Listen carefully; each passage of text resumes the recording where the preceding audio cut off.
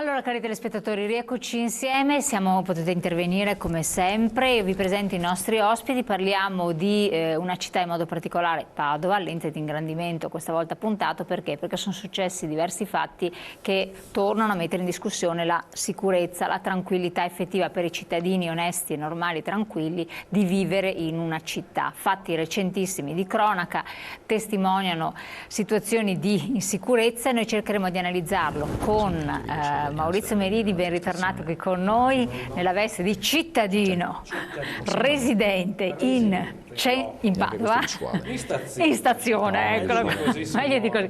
Cittadino residente in stazione, voglio rendere noto a chi magari non è di Padova, un fatto recentissimo molto grave alla stazione è capitato, una famiglia è stata aggredita in modo molto brutale, per cui c'è paura effettivamente. Poi ben arrivato invece chi rappresenta le forze di polizia, sempre sul campo, vedremo anche quali sono le difficoltà che incontrano ogni giorno. Fabio Ballestriero del SAP Veneto, grazie anche a lei di essere qui con noi. Grazie a voi dell'invito. Fresco anche di un convegno estremamente interessante sulla violenza di genere, sul codice rosso, violenza alle donne, eccetera, che speriamo non si debba applicare alla città di Padova, però è meglio insomma essere informati, quindi magari due parole ce le dirà di che cosa è emerso.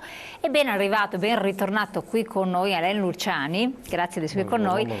Rappresenta l'opposizione, comunque consigliere comunale della Lega. Esattamente, buongiorno a tutti. Ben informato anche lui di tutto quel che succede a Padova, perché tra l'altro viene continuamente, costantemente aggiornato dai cittadini di tutte le varie faccenduole che si muovono in centro, vero? È vero, verissimo, sì. Anzi, io ringrazio sempre i cittadini perché sono sempre la prima visaglia che c'è qualcosa che non funziona, e molto spesso purtroppo i cittadini vengono ascoltati poco dall'amministrazione, invece bisognerebbe riaprire un canale di informazione diretto con i cittadini, come facevo io quando ero assessore, in fin dei conti. I cittadini in generale nel nostro paese non vengono ascoltati tanto, ma vabbè. Apriamo una parentesi.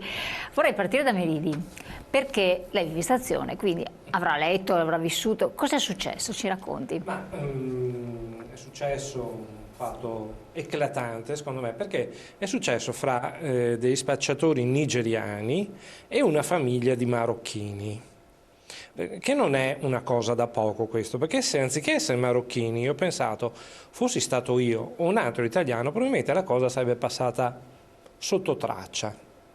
E perché succedono Succede tranquillamente, perché in stazione, soprattutto in determinate vie della zona, c'è la mafia nigeriana, ma è conclamata, sono lì dalla mattina alle 9 fino alla sera a mezzanotte, 8-10 palestrati nigeriani sicuramente non sono scappati da guerre, da carestia, cioè in confronto io sembro anoressico, è tutto dire, e sono là fissi che spacciano droga. Le forze dell'ordine lo sanno, sono intervenute molte volte, però qui un po' sappiamo come funziona la faccenda, non li trovano con la droga addosso, o li trovano, li portano dentro, il giudice zelante dopo 20 minuti li fa uscire. Insomma, morale della favola, ci sono delle zone a stazione che sono off limits, ed è bene saperlo. Questa famiglia di marocchini era andata in stazione a prendere un loro congiunto che è arrivato in treno, si sono infilati in un dedalo di viuzze che, apro una parentesi, sono state volute così da questa amministrazione, che ha pensato bene, per fare un piacere a una multinazionale che fa pollo fritto, di chiudere una strada, che era una strada di scorrimento anche per le auto della polizia, dei carabinieri, delle forze dell'ordine. L'hanno chiusa perché questi potessero mettere il plateatico fuori.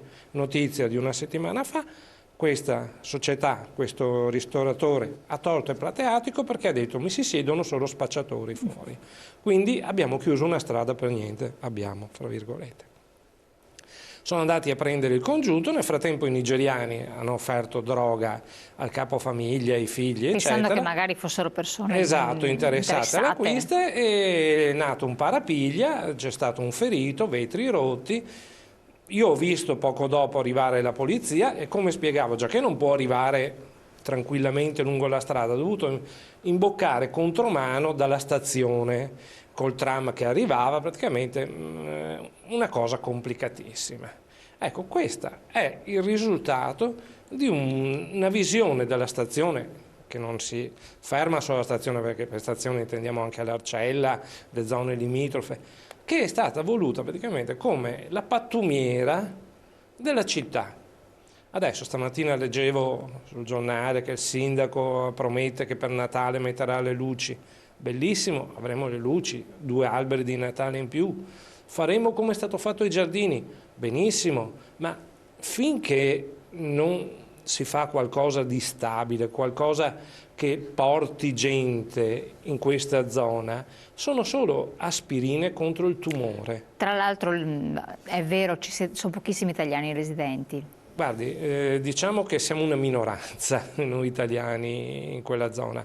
I negozianti poi, Corso del Popolo, io ricordo che da ragazzino i miei genitori mi portavano in Corso del Popolo perché era la via più bella di Padova, dove c'erano i negozi più belli di Padova.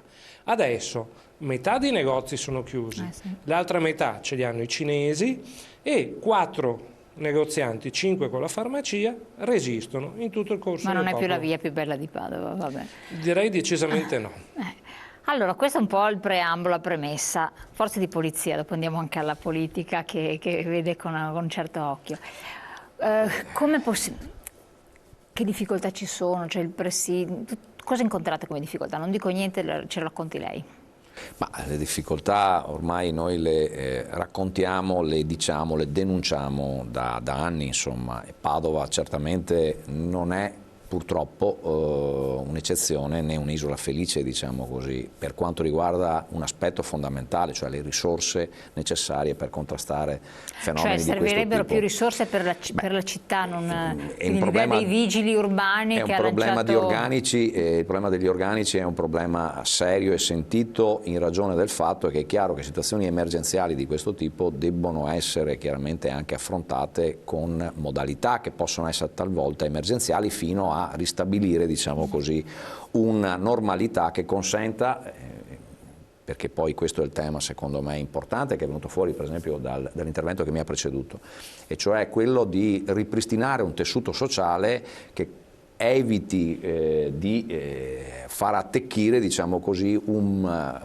malaffare, un modo malavitoso di gestire invece il territorio che attualmente sembra essere in mano appunto a chi si dedica a questo tipo di attività illecite. Quindi qui, prima il cittadino l'ha sottolineato, secondo me in maniera evidente, le scelte per esempio anche delle amministrazioni comunali, chiudere una strada piuttosto che aprirne un'altra, illuminare, possono contribuire a creare un ambiente, diciamo così, favorevole allo sviluppo o dell'una o dell'altra, e qui stiamo parlando del segno o negativo o positivo. In questo caso siamo in un ambito, notoriamente le stazioni in moltissime città sono ricettacoli, diciamo così, o intorno alle stazioni vi è un tessuto sociale che alimenta questo tipo di degrado.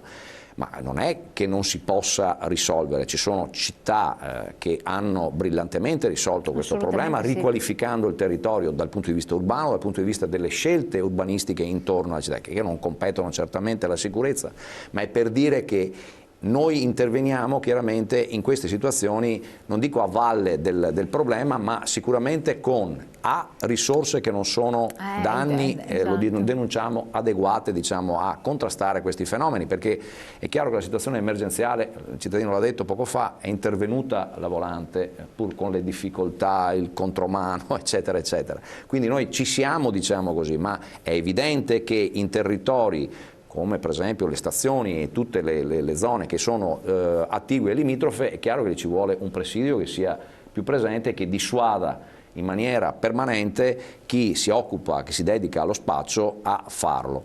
È chiaro che questo è un fenomeno che va affrontato con maggiore presenza sul territorio delle nostre forze dell'ordine. Certamente può essere coadiuvato per esempio da una videosorveglianza efficace, e anche questo... Ma anche se questa videosorveglianza cosa vuol fare? Cioè come quelli che si fanno la spaccata nei negozi, li vedi e se ne fregano. Certo, dopo c'è un altro tema che è appunto il fatto che purtroppo spesso e volentieri anche il nostro agire, pur se efficace, pur se tempestivo, viene vanificato da un sistema, diciamo così, giudiziario che spesso e volentieri, l'abbiamo insomma più volte definito, delle porte girevoli, dove si entra da una parte e si riesce dall'altra.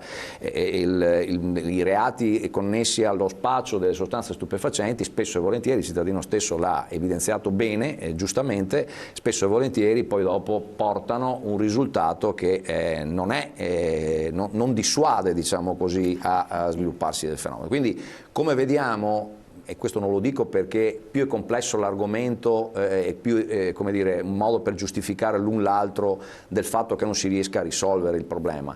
È un problema complesso che va affrontato chiaramente con provvedimenti che possono essere l'un l'altro legati per riuscire ad ottenere un risultato, che ripeto però si può fare perché sì. in realtà importanti, vedi Bologna piuttosto che altre realtà, la stessa Milano, che ha notoriamente avuto grossi problemi, ma lo stazionamento costante e permanente con servizi dedicati di personale delle forze dell'ordine intorno alla stazione ha effettivamente dissuaso, fermo restando che penso siamo tutti consapevoli, io per primo, che il problema lo si allontana da una parte per chiaramente spostarlo da un'altra, quindi il fenomeno.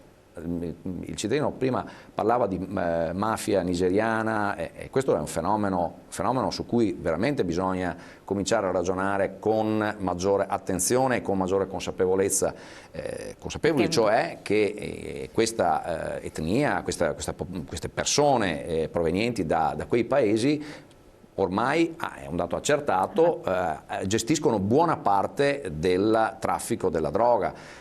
Certo non è una novità che dico io oggi, insomma, voglio dire, ed è chiaro che bisogna cominciare a ragionare in modo tale da colpire i gangli, diciamo così, più alti, o di un livello superiore, diciamo così. Dopo no? entriamo anche nel merito specifico, perché dopo vediamo come si può fare, con che risorse e tutto. Mi chiede la regia un attimo se mette in onda il messaggio che era arrivato prima per dare anche il là ad Alain Luciani, perché pazzesco, per un anno avevamo visto la zona stazione abbastanza pulita e tranquilla, specialmente i giardini all'arena, ma ora questa sicurezza dove è finita? Allora, può secondo lei, vabbè che come sparare sulla Croce Rossa, però può secondo lei, che è dentro comunque l'amministrazione come opposizione, però vede come si muovono le cose, un cambio di tiro da parte di un'amministrazione comunale contribuire a dar maggior sicurezza, o è un ruolo che deve essere demandato esclusivamente a scelte delle forze dell'ordine, di maggior presenza, quindi di integrare gli organici, eccetera? Secondo lei? Ovviamente l'amministrazione può fare la differenza. Cioè, in che cosa? In maniera anche molto tangibile, perché se è vero che la pubblica sicurezza è delegata ovviamente agli organi di polizia e dei carabinieri, quindi alle forze dell'ordine, tra le quali anche la polizia locale, infatti il sindaco, oltre che essere responsabile della sanità pubblica, lo è anche della sicurezza, ancora di più il sindaco di Padova, perché ha voluto a sé la delega alla sicurezza, se no non esisterebbe, ecco, e deve fare delle scelte in un'area quando ci sono delle problematiche. Questa amministrazione sta facendo delle scelte esclusivamente ideologiche, cioè non fa delle scelte da amministratore. Quando si amministra, io ho avuto la fortuna di amministrare insieme al sindaco Bitonci, bisogna mettere da parte le proprie idee politiche e bisogna amministrare i fenomeni, quindi avere anche lungimiranza.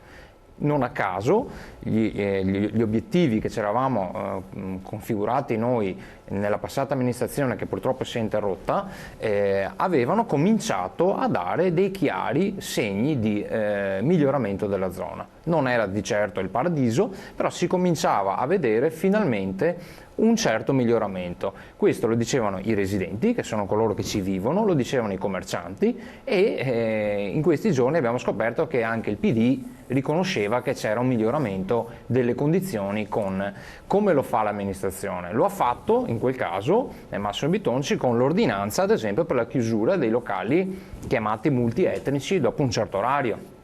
Lo aveva fatto aprendo al traffico la famosa via Cairoli e quindi rendendola la zona non chiusa, ma aprendola. Molto spesso ci dicono noi leghisti che siamo per la chiusura, no? Per i fortini. In realtà noi avevamo aperto al transito delle vetture. Il fatto che transitano le vetture, di certo per uno spacciatore è più faticoso rimanere su una zona, anche semplicemente attraversare la strada, nascondersi, perché c'è visibilità, ci sono persone che passano, che se vedono qualcosa informano le forze di polizia.